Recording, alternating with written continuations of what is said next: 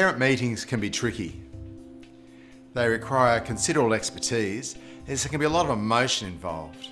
Parents have so much of themselves invested in their children. To help even challenging meetings run smoothly, it really helps to have some basic ground rules to guide your behaviour and to stop you from being reactive to parent agendas and moods, yours as well as theirs. Here are simple ground rules that will help you run effective, conflict-free meetings. Number 1, work from the best interests of the child. The child's best interests are often lost when there's conflict between school and family, and it's replaced by winning the day, which is largely about ego. So as a rule of thumb, when you're working with parents, always keep the best interests of the child in mind. 2, remember that parents won't always follow your rules. Teachers by nature are rule-oriented, procedural people. Education generally demands adherence to policy and procedures. Parents aren't necessarily bound by adherence to the same rules of conduct and behaviour as you. So be alert to that, but don't be alarmed, as someone famous once said. Number 3, separate your person from your position before you meet with parents. Your relationship with a parent is first and foremost a professional rather than a personal relationship.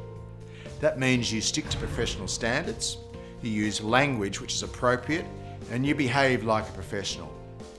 Aim for effectiveness when working with parents rather than being liked.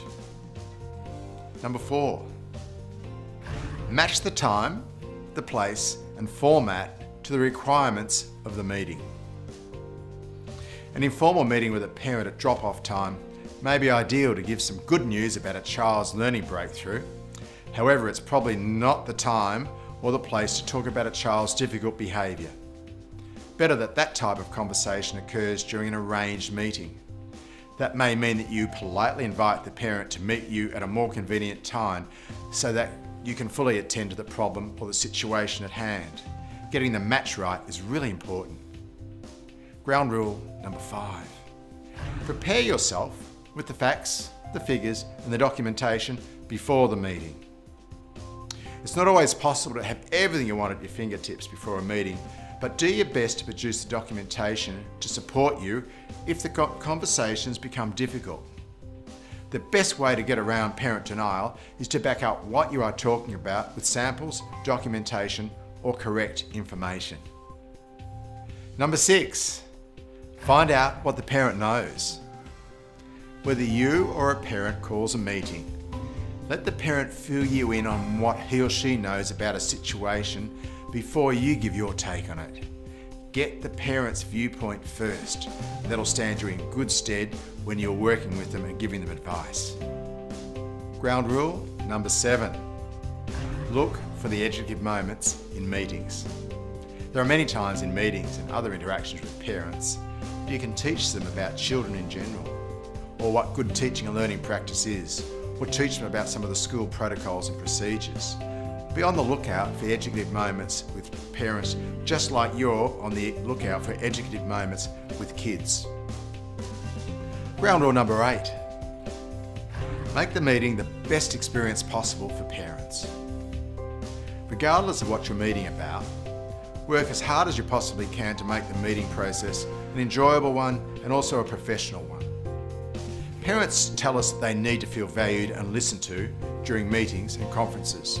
Of course, that's the way of teaching professionals. Will parents leave your meeting saying that that was an enjoyable experience?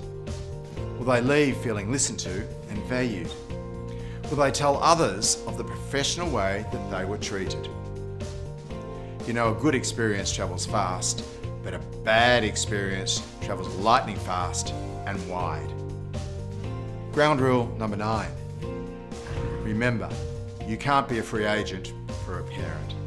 There are times when parents may want you to go way past what's reasonable for their child. While special circumstances require specialised responses, you can't operate outside normal protocols and procedures. You represent a school that represents a system. Stay within those bounds and you'll be safe. And lastly, be careful what you promise. In the interest of creating good feelings in a meeting, it's easy to promise more than you can deliver in the classroom, playground, or learning centre.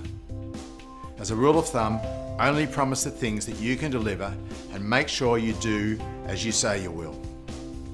And as much as humanly practical, try to have parents leaving a meeting with a feeling that they've been listened to, that you value their contribution to their child's education, and with feelings of hope, that there are solutions to problems, there are strategies that they can put into place that will improve situations, whether learning, behavioural or social.